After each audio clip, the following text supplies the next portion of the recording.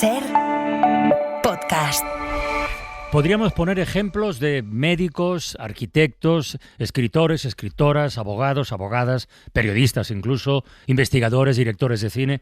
Podríamos buscar en muchos territorios, pero ya que nos gusta tanto, vamos a quedarnos con la música. How many roads must a man walk down before you call him a man? Bob Dylan acaba de cumplir 84 años.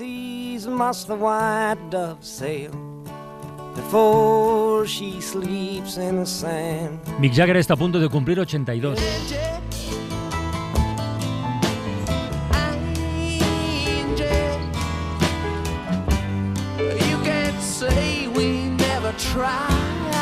Nuestro Serrat ya tiene 81. A menudo los hijos se nos parecen, así nos da la primera satisfacción. Y Miguel Ríos está a punto de atraparle porque lo cumple el próximo día 7.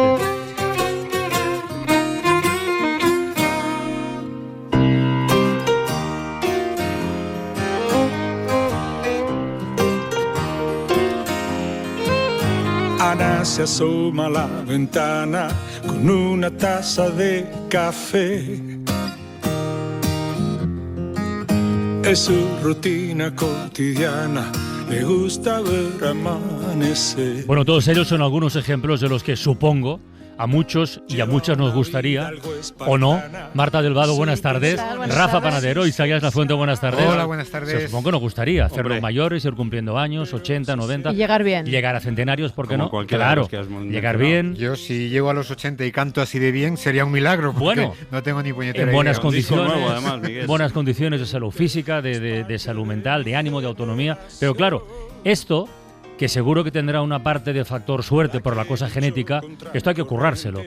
Y como estoy seguro de que es un asunto del máximo interés, yo creo que para todo el mundo, hoy hemos invitado a la ventana a alguien que puede darnos las claves del éxito, o al menos para buscarlo ese éxito, ¿no? La doctora Sari Arponen, que ya provocó un terremoto con su libro Es la microbiota idiota, ha cambiado el insulto por la pregunta en el título y publica ahora ¿Envejeces o rejuveneces? Idiota. Sari, buenas tardes, ¿qué tal? Buenas tardes. Yo podría mantenerlo del idiota, ¿no? Porque la pregunta y lo que vamos a tratar también nos sitúa en algo que es como bastante evidente, que no estamos atentos y cuidadosos de nuestra salud, seguramente como deberíamos. Bueno, Al yo final siempre es eso, digo ¿no? que soy la primera idiota, ¿no? Porque antes de ir a la piedra, ¿no? Pues hay que mirarse uno mismo. Bueno, son títulos regalo de mi amigo Mago Moreno, así que es para llamar la atención sobre algo tan importante como es cuidarnos, ¿no? Oye, Sari, yo apelaba hace un momentito al factor suerte por la cosa genética. ¿Qué tanto por ciento, qué peso tiene la genética en que tengamos una buena vejez, en que vayamos cumpliendo años en buenas condiciones? ¿Qué tiene? ¿Un 5, un 10, un 20, un 50? ¿Cuánto tiene? Bueno, porcentualmente se ha estimado en un 25%, ¿no? Realmente el estilo de vida es fundamental, los hábitos, el cómo nos cuidamos cada día, qué decisiones tomamos. Pero es verdad que para llegar a los 100, 120 años tienes que elegir muy bien a tus padres, igual que para ganar una medalla olímpica, ¿no? Pero el 25% de promedio quiere decir que cualquier persona que esté escuchando, si pone bastante o mucho de su parte, puede, si no garantizarse, tener muchas posibilidades de envejecer de manera digna y satisfactoria. Sí, sobre todo con salud, de tener una capacidad funcional y de llegar a esa edad avanzada, cuanto más avanzada mejor, pero con una buena salud y que no necesitemos a los 80 un robot que nos esté cuidando, porque parece que no va a haber muchos jóvenes para hacerlo, ¿no? A ver, vayamos por partes. Hábitos. El primero, del que estoy más convencido porque soy un ferviente practicante, el ejercicio, el deporte. Vuelvo a los porcentajes. ¿Qué tanto por ciento de importancia tiene que nos movamos, que practiquemos la fuerza, la flexibilidad, todo lo que sea que tiene que ver con actividad física? ¿Qué tanto por ciento tiene? Es clave, yo diría que quizás es la base de todo lo demás, porque nos va a dar mucha más flexibilidad en otras cuestiones, como por ejemplo la alimentación, ¿no? Y es que somos muy sedentarios, vivimos en una sociedad muy sedentaria, nos desplazamos con medios mecánicos, tenemos trabajos sedentarios, y por eso tener una dieta muy variada de movimiento, de resistencia cardiovascular, pero también fuerza, ojo, sobre todo para las mujeres, que muchas veces se olvidan de esto, es clave, es prioritario. No sé si leíste este fin de semana una entrevista en La Vanguardia con un psicólogo, filósofo y ex profesor de Harvard, que se llama Tal Ben Shahar, que le preguntaban por qué hay tanta gente infeliz y respondía: porque nos hemos alejado de nuestra naturaleza. Es natural que los seres humanos se muevan. Sin embargo, hoy las cosas han vuelto tan fáciles que vivimos en la comodidad y no necesitamos movernos tanto como hacían nuestros padres o abuelos. La falta de movimiento, decía en la entrevista, afecta a nuestra felicidad. Yo creo que hay gente ahora mismo extrañada con esto, ¿eh? Sí, Pero esto lo dice también Peter Sterling, el creador del concepto de la alostasis, que dice que nos hemos alejado de lo que necesita la especie humana para ser humanos. Y una de esas cosas es el movimiento, precisamente. Yo hoy volvía de Zaragoza en el AVE y cuando llegas, ¿no?, que tienes para subir o un ascensor o una escalera, una rampa mecánica, y luego hay unas escaleras de toda la vida. Sí, sí. Y yo siempre digo, voy a subir la escalera de verdad, porque es esa pequeña forma de aumentar un poco nuestro movimiento en el día a día, ¿no? Porque esa es la clave, ir moviéndonos más en el día a día, porque si vas al gimnasio media hora, pero luego el resto del tiempo estás sedentario, realmente no se puede considerar que seas muy activo, ¿no? ¿Andar es suficiente? Bueno, sobre esto me llovió mucho hate porque se me ocurrió decir que caminar 30 minutos al día no es ejercicio físico, que no lo es, salvo que salgas de un hospital y estés hecho polvo, ¿no?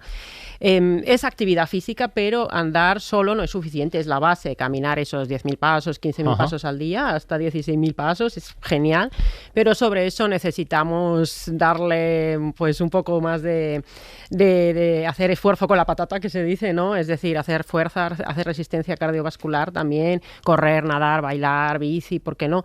Y sobre todo, insisto, también en la fuerza. Y luego una cosa que es la movilidad y el equilibrio, que muchas veces la gente no se preocupa tanto por las articulaciones como por el músculo, ¿no? A ver, ¿y eso qué es? Perdón, Isaías. Sí, la movilidad es hacer, por ejemplo, yo propondría aquí un reto y es decirle a la gente, ¿serías capaz de sentarte en el suelo sin utilizar las manos como apoyo y luego levantarte de nuevo sin utilizar las manos? La respuesta es no.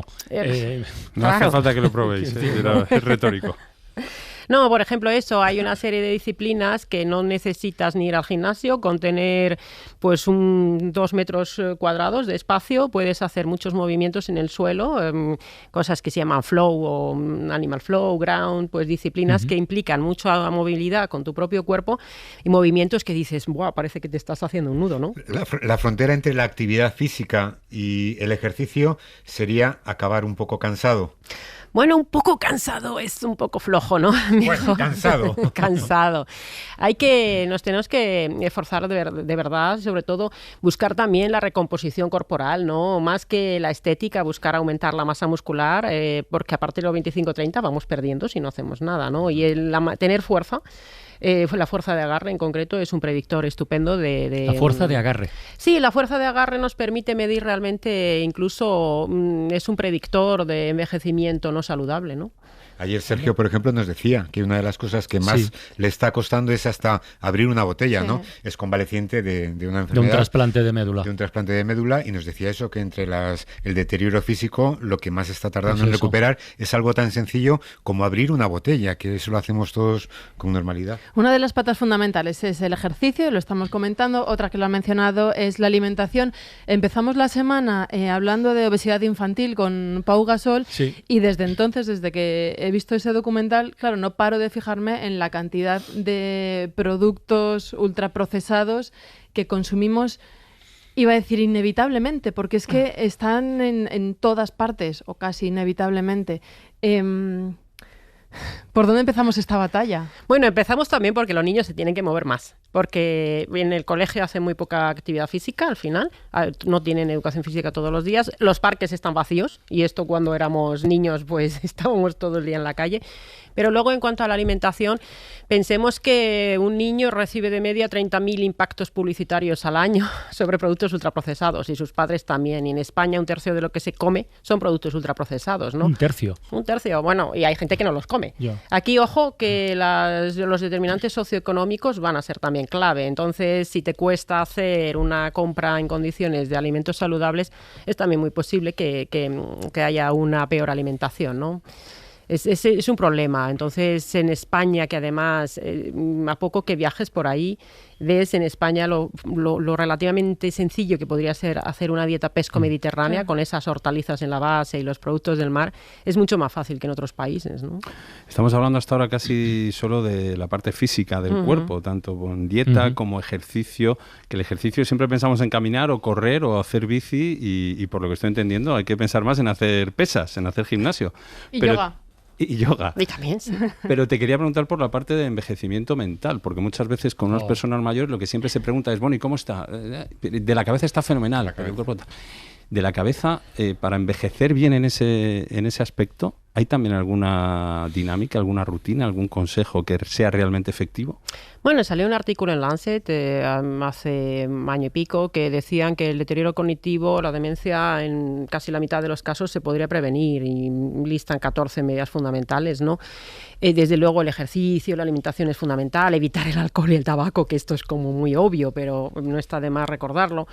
Pero también cosas como evitar los golpes en la cabeza. Ojo con esa gente que va con el patinete y no lleva casco. Ojo también con ciertos deportes, ¿verdad? Que puede haber golpes en la cabeza. Pero luego hay una cosa que es mantener la reserva cognitiva también, obviamente. Y hay que mantener una actitud también de curiosidad, de aprendizaje, de hacer cosas que nos resultan incluso difíciles. Entonces, ya decía Hipócrates, lo que no usas lo pierdes. If you don't use it, you lose it, ¿no? Cuando vamos a un bar o un restaurante con amigos y sacamos la cuenta, oye, ¿por qué lo hacemos con calculadora? Porque no lo calculamos de cabeza. Aprender un nuevo idioma. Bueno, en fin, mantener una actividad y por supuesto, escuchar más la radio que ver redes sociales, ¿no? ¿Y hay edad para eso? Por ejemplo, para apuntarme a un curso o a aprender un idioma. Si dices, tengo 70 años, ya no me voy a poner a estas alturas a aprender eso. Bueno, es la mejor edad, ¿no? Porque es cuando puedes tener más tiempo, ¿verdad? Hay que buscar actividades a partir de la jubilación, aunque realmente la actividad que más protege a partir de la jubilación y que que permite un envejecimiento saludable es tener una huerta. ¿Ah, sí? Sí, tener una huerta y luego ser un abuelo activo, eso también, si tienes nietos, ¿no? Pero sí, mantener esa actitud curiosa nunca es tarde para aprender cosas nuevas. Pero está medido, eso quiero decir. Las enfermedades de degeneración cognitiva son la gran preocupación del presente y sobre todo del futuro a corto y a medio plazo. Está testado científicamente que mantener esa curiosidad, no me sale el nombre del actor, hasta que no te salga, no ir a buscar a internet, todo ese tipo, crucigramas. ¿Está medido que eso realmente frene o evite que yo tenga Alzheimer, por ejemplo? Bueno, al final somos un sistema complejo y obviamente van a jugar muchos factores, como es, por ejemplo, la predisposición genética. Bueno, hay ciertos genes que tienen que ver con, por ejemplo, el ApoE4. Y también está actuando cosas como la microbiota, evidentemente. Ya se llama también al Alzheimer, por ejemplo, la diabetes tipo 3, porque tiene que ver con la resistencia a la insulina en el cerebro. Entonces, entran en juego muchos factores, pero mantener esa reserva cognitiva sí que habría que tener en cuenta todos los factores, porque es difícil de medir. ¿Cómo mides cuestiones de este tipo, no? Entonces sí se puede medir, seguro que él sabe, Ignacio sabe más. Él es Ignacio. Ignacio Crespo, buenas tardes. Buenas tardes. Director y presentador de Serendipias, al que hemos convocado a la ventana para algo que luego explicaremos, pero al que incorporamos ya a la conversación. Llevas rato escuchando, te veo asintiendo con la cabeza. Sí, por supuesto. Además ¿verdad? está todo comunicado que me da envidia, porque yo abandoné la carrera clínica para dedicarme a la comunicación, pero ella no ha tenido que hacerlo. Ella está compaginando las dos cosas fantásticamente. Y lo estaba escuchando y pensaba sobre todo en el concepto de reserva cognitiva, que es de lo que estamos hablando, que cuanto más caña nos demos en tareas complejas, no en hacer sudokus y jugar al brain training y estas cuestiones, más vamos a tener en nuestra reserva para cuando lleguen los reveses de la vida y llegue ese deterioro. Los crucigramas no son suficientes. No son suficientes porque es una tarea muy específica. Cuando en cambio aprendemos un idioma, está jugando ahí la memoria, el lenguaje, muchas más funciones cognitivas. Y yo siempre lo comparo con el gimnasio. Si yo voy al gimnasio para estar sano, pero lo que hago es una máquina que aísla mi bíceps para que el bíceps crezca mucho, voy a tener el bíceps sano. Pero necesito hacer tareas complejas, movimientos complejos, flexiones dominadas, participar de un deporte donde me muevan todas las direcciones para que mi cuerpo por completo esté sano y yo me pueda enfrentar mañana en la vejez a subir escaleras o bajarlas, que ahí el bíceps no hace nada. Hay un aspecto además para la reserva cognitiva que es fundamental y es que somos un animal social. Y la soledad en particular se dice ya que envejece tanto como el tabaquismo. Esto no quiere decir que puedas fumar si tienes amigos. No fumes y además procura tener una red social importante, claro. ¿no? Muchas veces juzgamos el estado físico, el propio y el ajeno, por el aspecto, ¿no? Pero a veces hay naranjas que son muy bonitas por fuera y por dentro están hechas una mierda.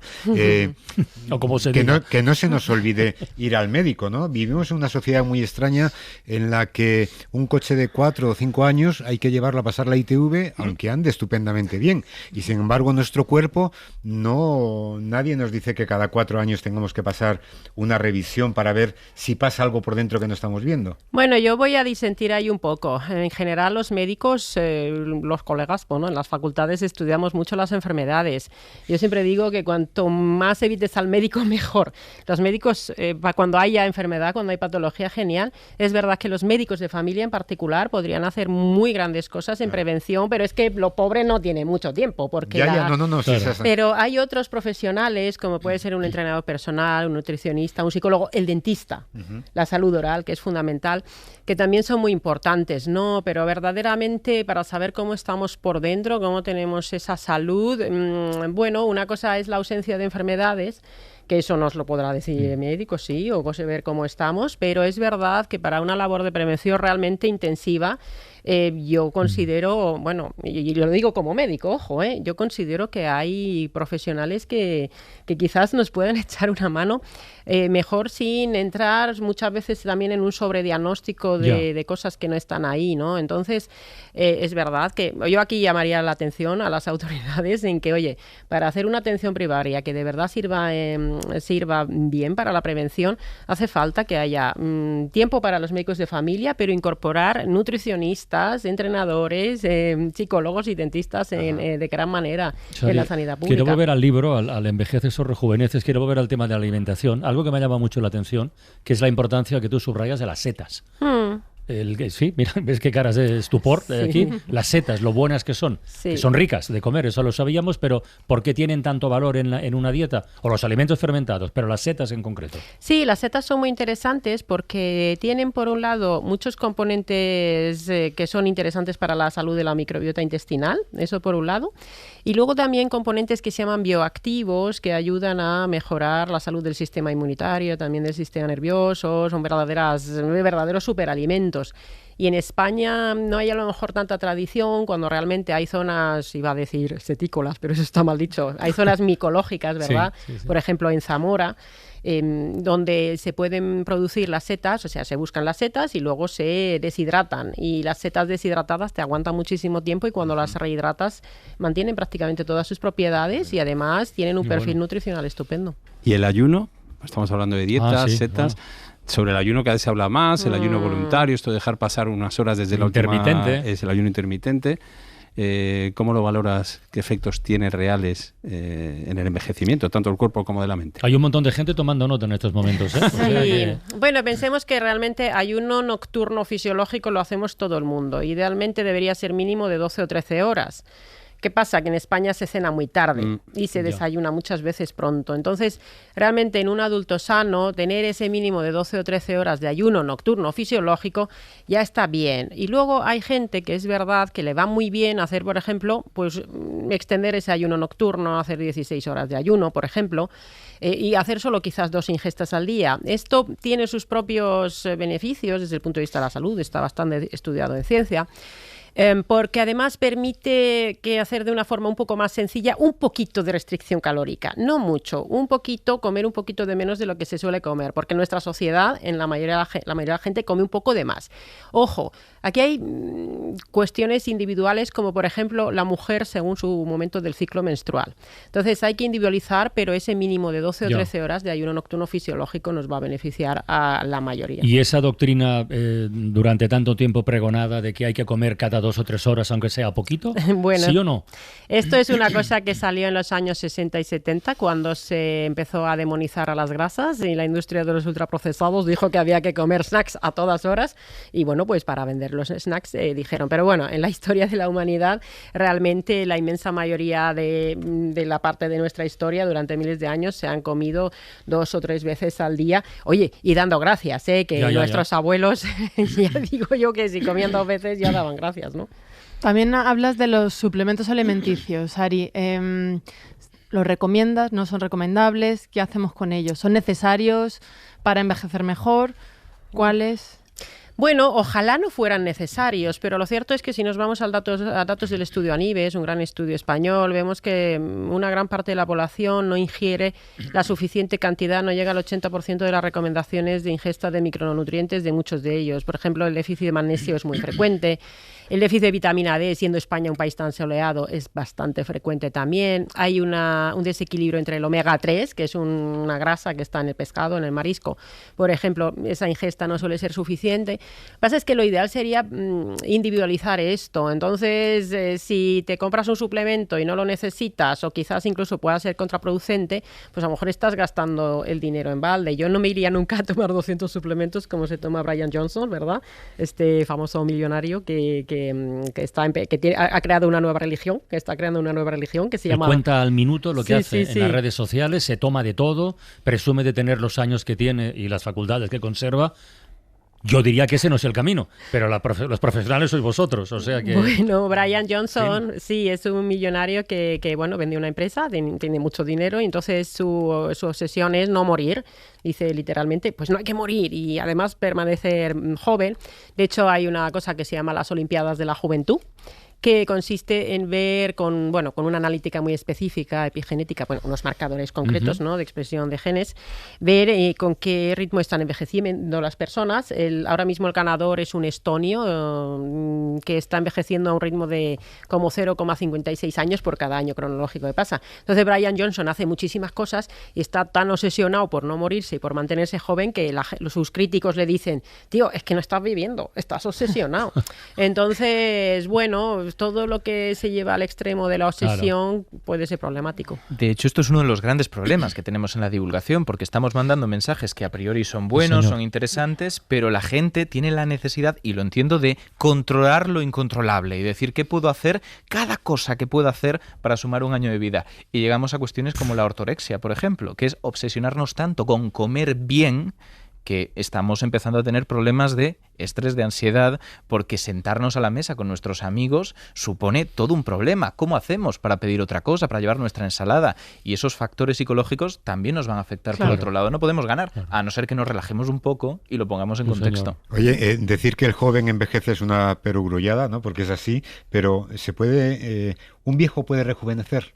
¿O es irreversible la vejez? Bueno, el viejo es el que más puede rejuvenecer, ¿no? Realmente, depende de dónde partas, pero en general, si nos vamos a ver los hábitos o el estilo de vida de la mayoría de las personas, casi todo el mundo puede mejorar en algo. ¿Dónde más se puede mejorar? En el ejercicio físico.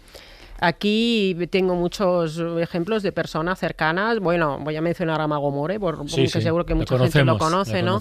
Él ahora tiene 54 años y está mucho mejor que con 39 cuando recién estaba diagnosticado de la artropatía psoriásica. Y en el último año ha mejorado de forma espectacular cuando ha incorporado el ejercicio. Compartimos entrenador personal, Víctor Tellez, que entrenamos fuerza, y desde que él entrena fuerza, More, es que ha pegado un cambio. Ahora se hace 10 dominadas, hace 50 flexiones de seguido, o sea, él realmente ha rejuvenecido. Entonces, según cómo estés, casi siempre vas a poder actuar sobre tu eslabón más débil. En algunas personas, en muchas será el ejercicio, en otras será la alimentación y en otros puede ser quizás trabajar menos, ¿no? Sari, el sueño. Bueno, en España, por desgracia, es el país donde menos se duerme de media en la Unión Europea. En las últimas cifras que consulté no se llegaba a las 7 horas de media. Ojo, las mujeres necesitamos dormir más que los hombres. Y esto muchas veces... ¿Cuánto más? Pues se estima que para muchos hombres de media puede estar bien eso a 7-8 horas, pero las mujeres puede ser que estemos más en 8 o 9 horas. ¿Y por qué?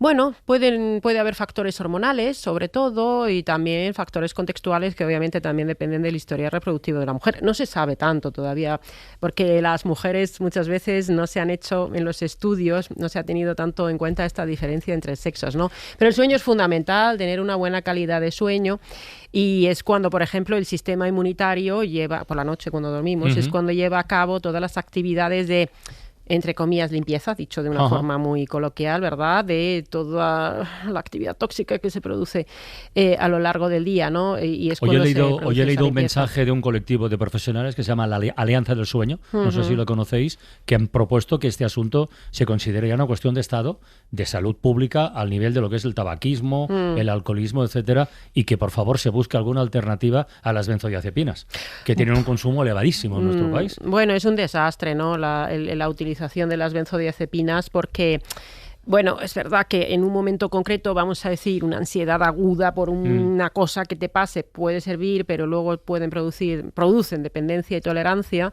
y además se asocian a deterioro cognitivo, a caídas, bueno, a toda una serie de problemas que habría que atajar, ¿no? Déjame volver al principio. Cuando has hablado del ejercicio, ya has hablado en concreto lo de esto de andar, que está bien, pero no es suficiente, aunque sea una buena base. Has dicho esto de los 10.000 pasos y has dicho hasta los 16.000. No sé si ha sido casual o realmente hay un límite y pasarse también puede ser malo. ¿Por qué ha sido eso de hasta los 16.000? Bueno, esto tiene que ver con que realmente a veces salen titulares que dicen no hace falta andar 10.000 pasos, y entonces esto tiene que ver con que cuanto más vayas andando, más beneficios vas obteniendo, pero al principio, por ejemplo, quien camina 4.000 pasos obtiene más beneficios que quien camina 3.000, pero el que camina 10.000 no obtiene mucho más beneficio que el de los 9.000, pero lo que nos dicen los estudios es que hasta los 16.000 todavía vemos un beneficio bastante importante en las enfermedades y en la mortalidad.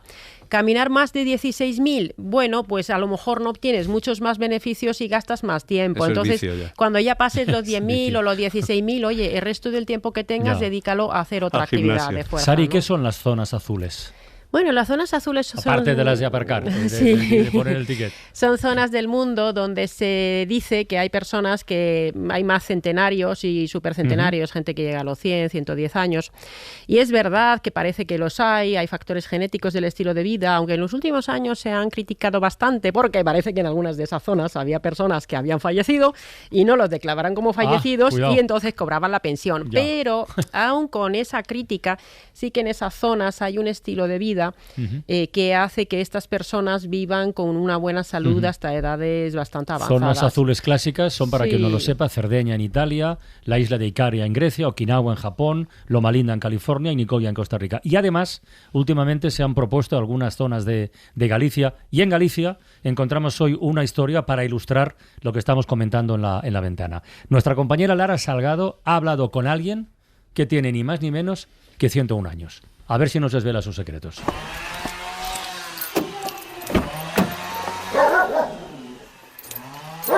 Pasa un poco de las 11 de la mañana y llegamos a Paredes, una parroquia rural del concello de Teo, a tan solo 15 minutos de Santiago.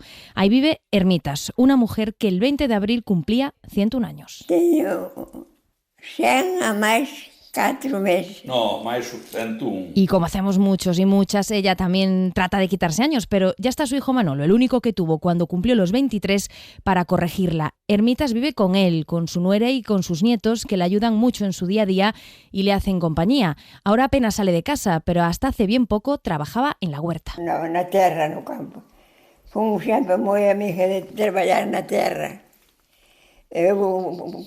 Hasta no me gustaba, él me gustó, no fue. Nos explica que el campo, la tierra y salir con las vacas era lo que realmente la hacía feliz. Por eso nunca fue muy amiga de ir a Santiago, apenas 12 kilómetros de Teo, ni siquiera en lo que ella llama el pueblo, que es el centro de la propia localidad. Toda la vida la pasó en el rural, y eso explica, en parte, la longevidad de ella y de su hermana, que al igual que Ermitas, fue también centenaria. Andaba a carvacas, andaba na horta, sí, carvacas.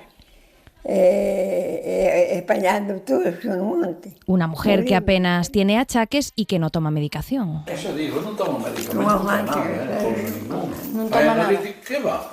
Mover unha pastilla para o dolor das pernas ou así, pero máis nada. Por eso, cuando nos preguntamos cuál es el secreto para vivir más de 100 años y hacerlo así de bien, Ermitas estalla en una carcajada.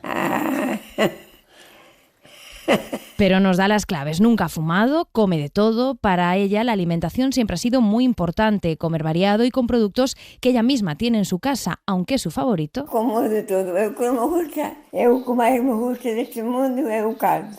Ai, o caldo gustalle? O caldo moito, sí. O caldo gusta-me o caldo. Eu, cando vai, á noite, o meu caldo pode haber a mellor cousa que haxe. Eu como... un plato de caldo. Un buen caldo gallego con sus patatas, con sus grelos caseros, que no perdona ninguna noche, aunque le pongan otro manjar sobre la mesa. Para ella es el más rico de todos, pero como nos cuenta, no es el único factor que está detrás de esa longevidad. Hai que traballar moito, É sudar.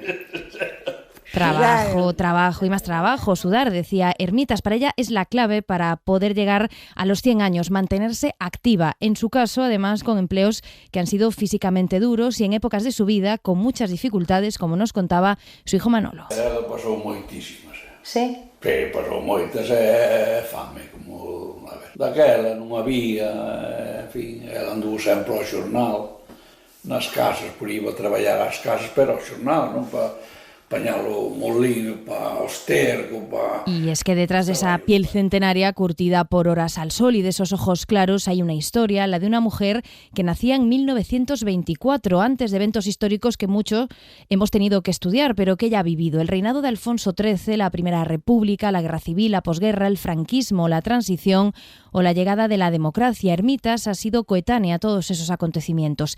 Y ahora, con 101 años, uno de sus hobbies es jugar a las cartas con su nuera. Hemos jugado, sí. Sí. A mamá finadinha xogábamos para pasar máis ela xogaba máis ben para pasar máis o tempo. Una vida activa, un buen clima en la alimentación. Algunos expertos coinciden con Hermitas y apuntan a que esto es lo que está detrás de que Galicia tenga más de 2.000 personas centenarias y que sea una de las comunidades más longevas de Europa. Y a futuro seguiremos esta tendencia. Algunos estudios apuntan a que esta cifra se va a multiplicar por 15 en las próximas décadas. A ver, cosas que he ido notando para tratar de entender el secreto de los 101 años de Hermitas. Tener un huerto, haber trabajado casi toda su vida en el campo con las vacas, nada de ciudades grandes, nada de medicación, nada de tabaco, comer variado, siempre con productos naturales, trabajar mucho, currar, sudar y encima jugar a las cartas. Es casi la lista de los reyes, la carta a los Reyes Magos esto, ¿verdad? Sí, bueno...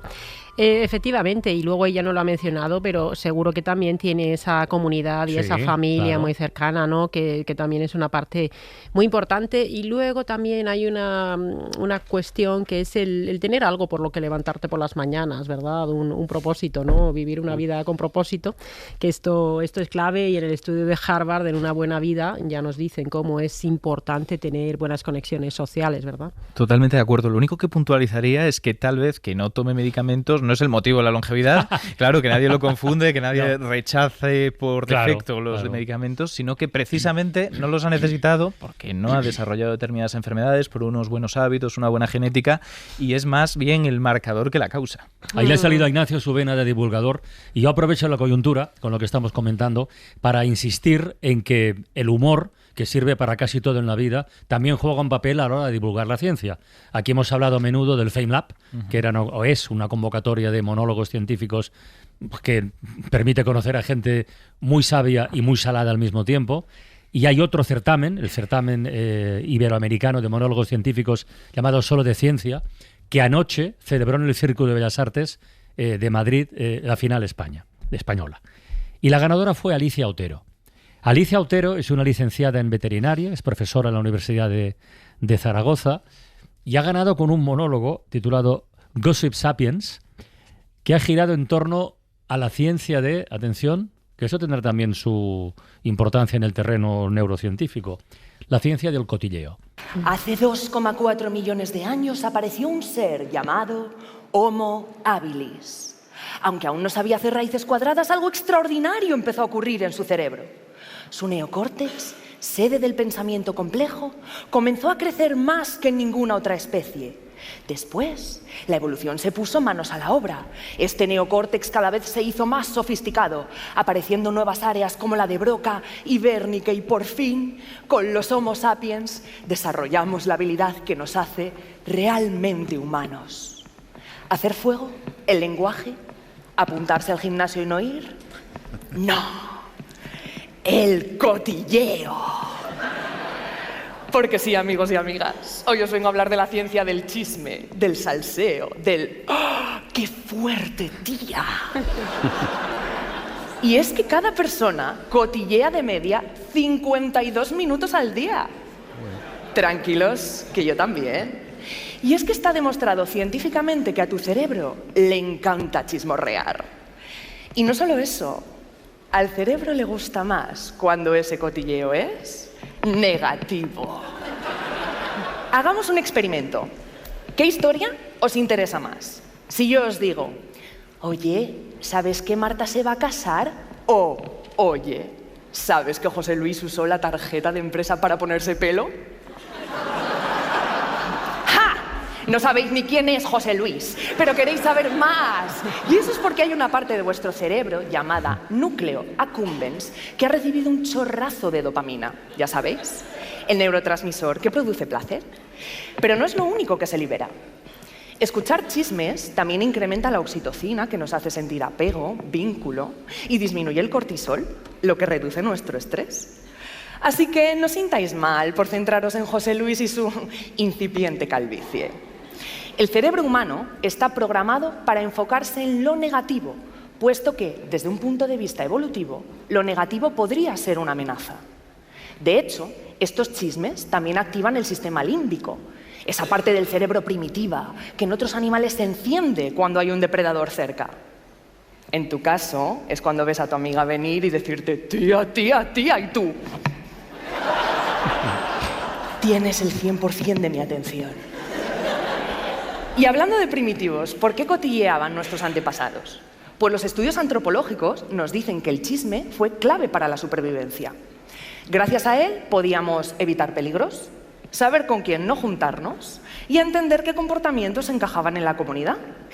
De hecho, el cotilleo es el equivalente humano al acicalamiento en otros primates. Es nuestra forma de crear lazos y reforzar el grupo. Por ello, la próxima vez que le cuentes un chisme a tu amiga, no te sientas culpable. El cotilleo es neuroquímica, conexión, supervivencia social. Y recuerda que pocas cosas nos hacen tan humanos como interesarnos por José Luis y su misterioso viaje a Turquía. Muchas gracias. Alicia Otero, ganadora del certamen de monólogos científicos iberoamericanos solo de ciencia. En ese jurado que lo decidió estaba nuestro Ignacio Crespo. Soy culpable, parcialmente responsable. Qué nivelazo, ¿no? Muy, muy, muy alto el nivel y además es que lo defendió genial. Como jurados podemos ver vídeos que se graban en su casa con el texto antes de presentarlos y ya teníamos bastante claro que Alicia estaba entre los favoritos. Y eso que el nivel era alto en general, pero claro, lo habéis escuchado y allí en persona, con todo el acting, se comió el escenario. Pero es que en cuanto bajamos del escenario para debatir un poco y deliberar el resultado, ahí las pocas dudas que podía haber por parte de algunas personas del jurado se desvanecieron por completo. Las primeras palabras fueron, me habéis convencido. Por la parte que tal vez no tenía tan claro a quién priorizaba, me habéis convencido, porque es que Alicia lo hizo increíble. Y además hace una cosa que es compleja y es tratar conceptos que no se tienen del todo claro. Entra en psicología evolutiva aquí, que siempre es difícil de probar, habla de forma evidentemente reduccionista de cómo afectan las hormonas, pero es que claro, tiene 3 minutos y aún así es capaz de condensar muy bien y apuntar a donde debe para que la conclusión mantenga el rigor y haga reír al público. ¿Cuánto tiempo lleva preparar un monólogo como este? Depende. ¿Cuánto tiempo puede llevar? Depende de cuánto... Es que no tiene ni un fallo, no tiene ni un error. O sea... Está muy trabajado. En su caso yo diría que no tiene ninguno y punto. Y eso supongo que también depende de la persona. Yo cuando empecé a hacerlos podía tardar más, hacía un poco de ingeniería inversa, de ver qué funcionaba en otros para intentar hacerlo yo y forzarlo en el mío. Podía tardar igual una semana en hacerlos, a horitas, ¿no?, que me iba poniendo. Cuando ya tenía un poco de soltura, yo creo que el que menos tardé en hacer me llevó 15 minutos. Pero porque, claro, ya sabía por dónde quería ir, sabía qué cosas funcionaban. Bueno, para que no lo sepa, Ignacio Crespo está hablando de sus propios monólogos, porque en el año 2018, en el FameLab, obtuvo la medalla de plata por una disquisición sobre algo tan importante como hacer o no hacer spoiler. Estoy jugando con vuestras vidas. Lo que tengo aquí es posiblemente lo más temible, lo más abominable. Un spoiler de Juego de Tronos. Es verdad, y no sé si lo sabéis antes de leéroslo, pero hay algunos países donde hacer spoiler está penado con la muerte. Países como Twitter, por ejemplo. A mí siempre me ha parecido curiosísimo. ¿Por qué pica tanto un spoiler? ¿Por qué? Además, ahora mismo es algo que esto es tipiquísimo, todo el mundo habla de ello. Pensemos desde la neurociencia. El cerebro está preparado para anticiparse a lo que le pueda ocurrir. Por eso la gente se pone 3 o 4 alarmas, no va a ver películas de Steven Seagal o huye a Bélgica. Pero si solo fuera por esto, tendríamos que estar deseando que nos confirmen nuestras sospechas, que nos digan que Bruce Willis lleva muerto toda la película. Y sin embargo no es así. Porque hay algo que se llama el placer de anticipación, que, dicho de otra forma, es la anticipación de... el placer. El placer. Lo que los millennials llamamos hype. Es ese momento en el cual nuestro cerebro se encuentra ante una situación con un desenlace incierto. Una parte de él, llamada la sustancia negra, empieza a producir como loca dopamina. A ver, la dopamina que aparece por todas partes. Ahí está, siempre. ¿Lo de hacer spoilers sería un spin-off del cotilleo? Pues podría ser un poco, bueno, casi al revés, ¿no? Por el orden. Pero tengo que decir una cosa, escucharme en 2018 supone una tortura. Dios mío, creo que tuve que cambiar muchas cosas para que me dieran serendipias, porque si hubiera seguido engolando la voz así, no entraba en ninguna radio, de verdad. Creo que a todo se aprende y lo bueno es que esta generación, las personas que compitieron ayer creo que parten de un nivel muy superior y eso me anima y me da ganas de ver qué es lo que va a ocurrir dentro de unos años con la divulgación en España. Cada vez se normaliza más. Lo hablaba antes y no sé quién me comentaba. Claro, veo que está enfocado a las nuevas generaciones este formato. No es así. La realidad es que cualquier persona, cualquier investigador, da igual la edad que tenga, puede solicitarlo. Pero por defecto son los jóvenes los que están más al margen de lo que históricamente ha sido el prejuicio de comunicarnos, hacer ciencia. Así que poco a poco va habiendo un relevo generacional muy interesante. Pues mira, a propósito de este monólogo ganador de ayer, hemos elegido la palabra del día, que no puede ser otra que cotilleo. La palabra del día, con Isaías Lafuente. Una palabra muy interesante porque el diccionario solamente nos da dos acepciones de la palabra cotilla, una especie de corpiño que usaban antes las mujeres y una persona amiga de chismes y de cuentos.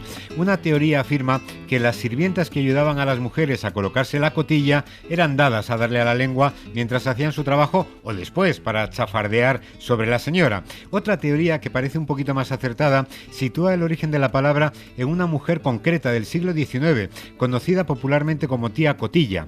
Esta mujer se hizo famosa porque se dedicaba a espiar y a delatar a liberales durante el reinado del Mastuerzo, de Fernando VII, incluso a asesinarlos, por lo que fue condenada años después a muerte. Su historia corrió por los periódicos de la época, por calles y tabernas, y un siglo después, en 1936, tiempo también de delatores en España, se coló en nuestro diccionario esta nueva acepción de la palabra. Sea como fuere, no habríamos necesitado a una tía Cotilla para nombrar el cotilleo, existente seguramente, como nos decía Alicia, desde que en Altamira alguno fuera de la cueva se dedicase a decir que bueno, que lo de los bisontes tampoco era para tanto. La antigüedad de un fenómeno nombrado por la lengua pues se comprueba por la multitud de sinónimos generados a través de la historia, y el caso del cotilla o de la cotilla es evidente. A ver. Junto a ellos tenemos, a este lado o al otro lado del Atlántico, chismosos, chismeros y chismicoleros,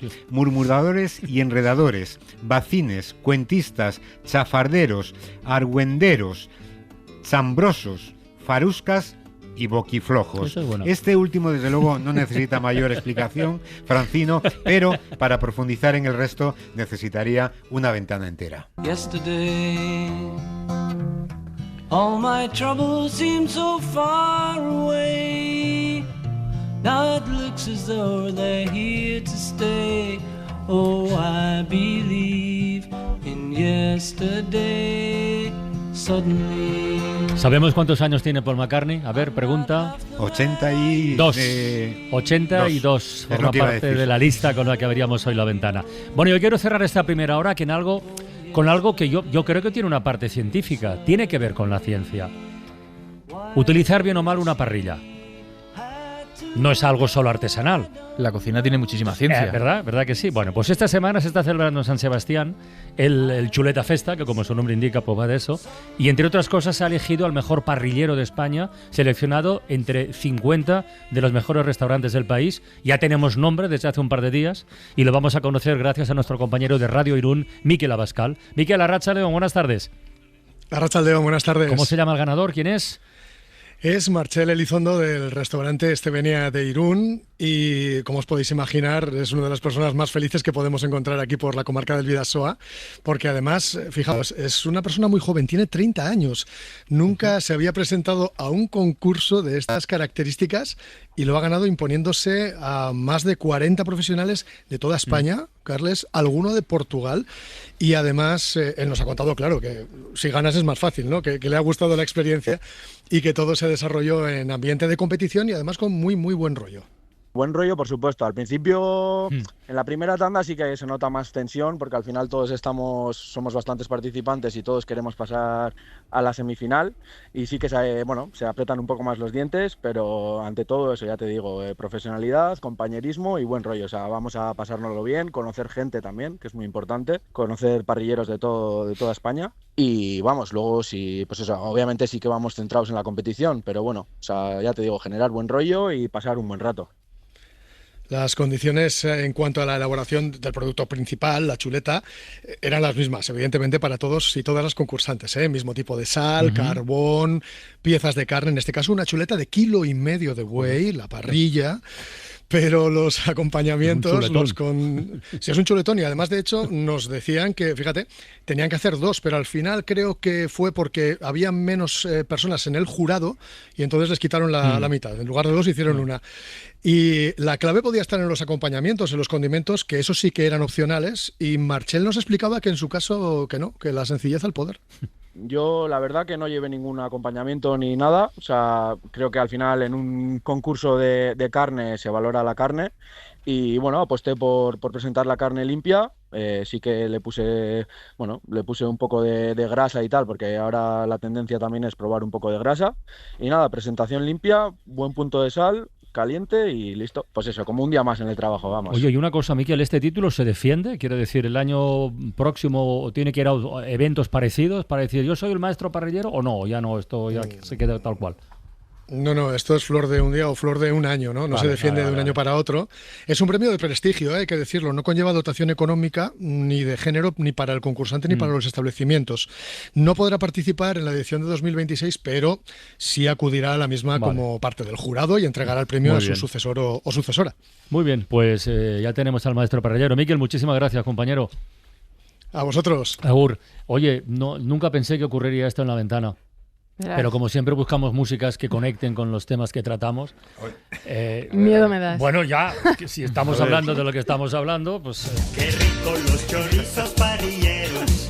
¡Todos! ¡Los chorizos parrilleros! Bueno, pero no me miréis con esta cara. No, Georgie Dan nunca envejece. Siempre las críticas, eres un elitista, un no sé qué. Bueno, pues ya está. Lo que toca es un musicazo, ¿eh? Por cierto, hablando de la importancia de envejecer. Claro. Hay una demanda, suerte que no hay imágenes del episodio, de Rafa Panadero y un servidor montados en un Vespino el día del gran apagón. Suerte habla por ti. A mí subiendo por la calle Alcalá. Sí. Pero claro, yo conté el otro día en antena que esa moto con las que nos desplazamos no ha pasado la ITV. Y estás un poco lejos, pero ves lo que pone aquí. Ya la ha pasado entonces. Esta pegatina pone 27, lo hemos pasado esta mañana. Es verdad que tuvimos un percance la semana pasada, ponía aquí desfavorable, pero ahora ya tengo aquí mi pegatina ¿Qué años tiene tu moto? Pues mira, estoy comprobándolo, 7 de julio del 2000, es decir, va a cumplir 25 años. 25 para años tu tranquilidad, moto son como 90 al cambio más largos. Tengo aquí la ficha técnica y para tu tranquilidad te diré, bueno, entre las cosas que hice, por ejemplo, recorrido por cada vuelta de los pedales. Bueno, luego añades sin pedales, te puedes quedar tranquilo. Cilindrada 49, como ya te dije. Peso en orden de marcha 100. Y mira qué bien nos llevó, ¿eh? Sí, porque entre los dos pesamos algo más de 100, seguro. Y finalmente vehículo homologado para 1 o 2 plazas, todo legal. Muy todo bien, felicidades. Sari Arponen, muchísimas gracias por asomarte a la ventana. Muchas gracias. ¿Envejeces o rejuveneces? Muchísimas gracias. A cuidarse mucho. Y Feria del Libro a firmar a partir de mañana, porque hoy está cerrada por viento y calor. A ver si la cosa mejora en las próximas firmo horas. mañana y pasado en la Feria del Libro. Muy bien, Ignacio Crespo, compañero, un abrazo muy grande. Un abrazo. Chao. Para no perderte ningún episodio, síguenos en la aplicación o la web de la SER, Podium Podcast o tu plataforma de audio favorita.